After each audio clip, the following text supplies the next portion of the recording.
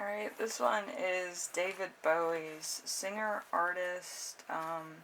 His music includes Space Oddity, Hunky Dory, Ziggy Stardust, Plastic Soul, and The Thin White Duke, Berlin Era, The New Romantic, and the pop era, The Tin Machine. The Electric Period, Neoclassical Era, final years, the posthumous releases. So right before he passed, he made some music. And from a few of the cards, there was a moment where he didn't really like his final projects, or what he finally produced. Might have not sold too well. But he also did have an acting career with some of his songs, also some movies that came out that he directed a little of, and he was also part of the LGBT community.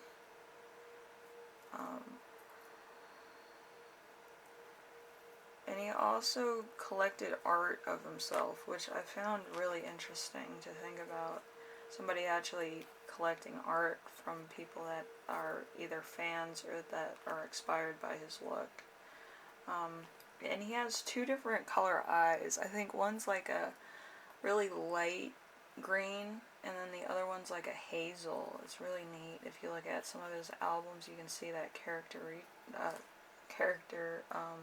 feature on his eyes. He usually paints the side with the lighter eye, and he usually leaves darker eye without too much makeup, which I found was interesting. So if you want to look at that and study it further, then please. We're going to start off with the cards. Hopefully I can get through all the cards and get to the final words in one video, I think. Maybe. Hopefully. Okay. We have Wonderland, the Knight of Cups, Artificial Fraud, the Bearing of False News. So there could be a little bit of miscommunication, or just somebody pulling a farce. We have the Ace of Swords, complete disaster, violent or self-destructive behavior, obstacles and infertility, tyranny and embarrassment. So maybe he wanted to have kids, or maybe he, felt inferior because he couldn't have kids. I don't know. But yeah, he was really tore up about that. And then we have the Four of Swords. Four of Swords in reverse. Activity, a cautious moving forward, gathering wisdom or counsel, a desire for the loss, backdoor influence. So he probably turned to a lot of drugs, or he might have needed painkillers that were unavailable, because he did have liver cancer. And I don't think that that's too comfortable to lay down or sit up or anything. I just think life is very hard when you have liver cancer. It's really hard to think about. Then we have the Angel of Song. Again, in this reading, seems like it likes hanging out around these people that I'm talking about a lot of times. A horn, the setting sun, a flame. And then we have the null, emptiness, meditation, silence, and sleep. He probably wanted to get out of the pain really fast. Then we have the Angel of Visions, a cane, rising sun, a white dove. So there was some kind of peace here, because the angels kind of symbolize what's going on, without really going into detail. And then we have the playing cards. We have the Ten of Swords in reverse. So sickness, a victory won at an expensive cost, a moment of power. So he got done with, I guess, his album, but he also had a top secret project. He was going to do his own autobiography, and I don't think he ever finished that. Then we have the Two of Pentacles, happiness, fearing the consequences of a new project, worried and embarrassed, looking into the infinitive. So he probably looked at the sales of his last album and it wasn't selling too well. Probably because a lot of his fans didn't know it was online. Usually they would probably see it in like Target or Walmart and probably buy it up. But since it was online or a digital album, his fan base was not online. His fan base was in stores. Like, people actually wanted actual tapes and features of him. So, because the album art that he did was so like intricate. So, and it was really interesting how he chose all his costumes too. It was really interesting. We have the Nine of Swords in reverse. Seduction of a close friend. No, suspicion of an old friend. Imprisonment and gossip. Shame and timidity. A reasonable fear. So there's something that was going on that might have made the tabloids, that was a little bit of a private matter. I don't think people need to know the bad things about a celebrity. I really think that people are over that stamina of knowing everything about a celebrity. I mean, if you really did want to know, I mean, they would have certain channels for that, or talk about it themselves. I don't think the tabloids always have it right. If it comes from the horse's mouth, it's more credible than actually having it in the tabloids that would just want to sell papers. We have the Queen of Pentacles, false front, overdeveloped ego, a need to impress, evil and suspicion, vicious cycle, irresponsibility. So there's some kind of delay and miscommunication, maybe overzealous behavior about his album or his projects, that he should do this, this, and this, and his fans aren't those, like I said, they're not people that are like technically savvy, where they're just gonna watch his videos and all that. And I think he got discouraged by that because he doesn't understand how technology works. Your fan base is probably more of the actual tangible group, and I think he should have actually listened to his instincts, because he probably didn't like having other people take over his work or tell him what to do. It's not an egotistical thing, it's an artist thing, so it's like, I don't want anybody touching my art or telling me what to do with it.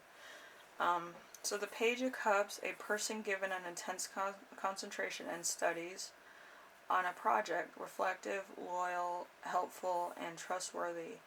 A good type of secretive work, news, or message. So there's a lot of stuff coming in and out. But it's kind of like, usually when you are an artist, you know who your crowd is. You know who your fans are. It doesn't matter if you're doing like songs, or you're doing visual work, or you're doing actual tangible work.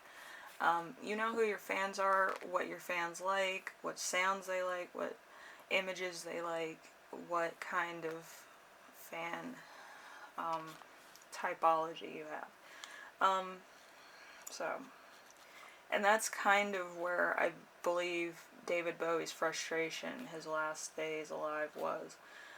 He was so discouraged about his album, he worked probably long hours on it, probably wanted it to be a little bit out there, and nobody really regarded it as high quality, I guess.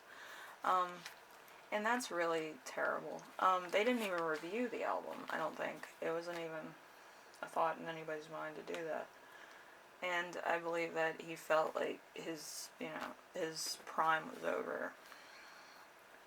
I just think it was the wrong type of publicity. I think he needed to have actual tangible items to sell, maybe some merch to hype people up about the album coming out, something like that, but more tangible, because David Bowie's more of a tangible artist. He likes doing artwork, he likes collecting his own artwork, maybe more of a narcissistic tendency of his artwork, but it's more of, hey, I have this track, I have this tape, I have this art piece made by David Bowie, instead of having a digital copy where his fans would kind of be like, he's changed, kind of a sellout, and kind of had that kind of review, I guess. Because I feel a lot of tingles, like with the Rivera case, I actually felt like I slipped, like my kneecap shifted, and it was in pain like the whole day after that. But with this one, I just feel like I have anxiety, and I'm a person that doesn't get anxiety, but it feels like I'm trapped in my own creativity, you know what I mean? Like I can't trust my instincts, I can't do what I want to do, and I rethink what I'm going to say, which is very weird, especially for David Bowie.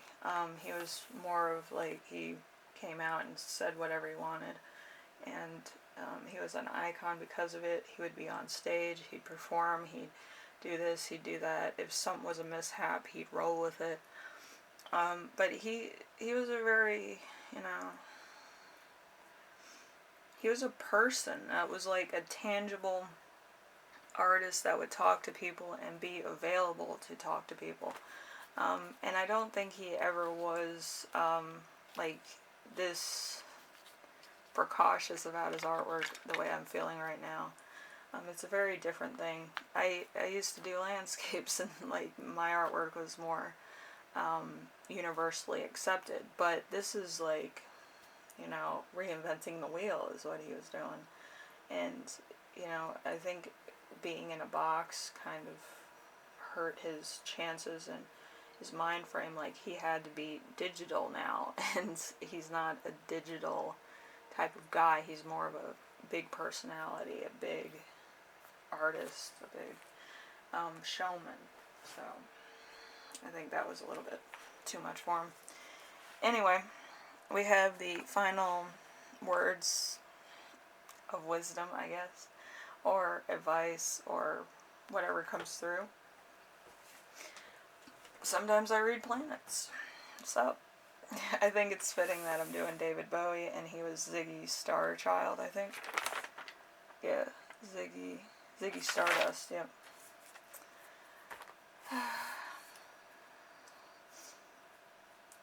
So it goes, progress has slowed to a halt.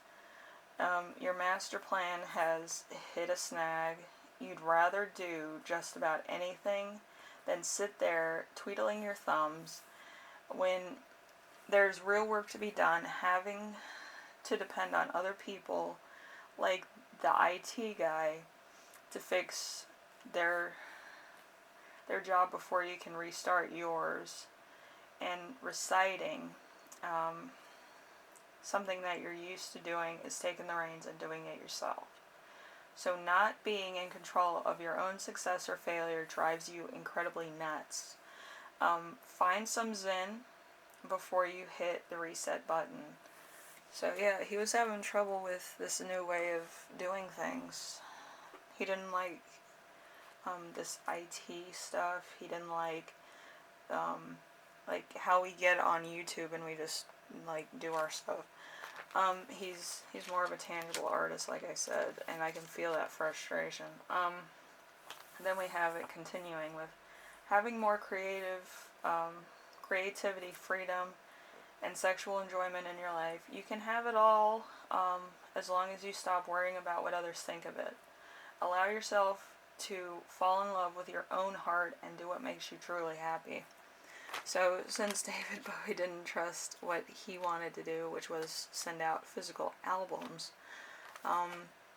you know, he didn't feel too well about that. But you have to do what your heart tells you to do. If you want to send out albums, more vintage, more exclusive, in an album, do it. If you want to do digital, do that. But you have to do what your intuition tells you. If you're a tangible artist, you worked hard on the album, you made the album art, I would say make it exclusive, like partner with Target or partner with other big names where your fans actually have to go seek you out. And don't make it an online exclusive, make it so that physical people have to go and get the thing. So then it's more of like a scavenger hunt instead of a, hey, I can click it and get it on Amazon in 5 minutes. Make it exclusive to first come, first served basis. And people will really love it. You know, they actually had to come get it, maybe, you know, have a couple extra things put in, like a little gift bag. But it's like, you know, just trust that you know best about your own artwork and what you're doing. And try to get it hyped up with merch, maybe. But yeah, David Bowie didn't want to go digital. He wanted to go tangible. Because that's who he was as a person. And he wants you to trust your heart. And that was his final words. So I find it insightful to go over a couple of these celebrity ones too. So I'm starting that this week, and hopefully next week on to September. But I wanted something that was a little bit more of like people you know, and then, you know, you get their inspiration. Anyway, I hope this was inspirational. I know David Bowie was inspirational for a lot of people. And, you know, inspired a lot of people to follow their dreams of being different in the LGBT T community. So I wanted to do him and make sure that people had a voice if they're going through some stuff that kind of makes them angry about their own artwork or who they are as self. And be who you are. Don't be who you believe is going to be more credible or be more, you know, publicly accepted. I mean, everybody can be publicly accepted if, like, you accept other people for who they are. Anyway, I will be saying it's time to go. David Bowie's energy is like really intense. It almost feels like you have a million ideas and you can only do one at a time. I think it's a very good energy to have, but it can also be frustrating when you're an artist because it's kind of like a beehive of information and words and phrases that you want to use.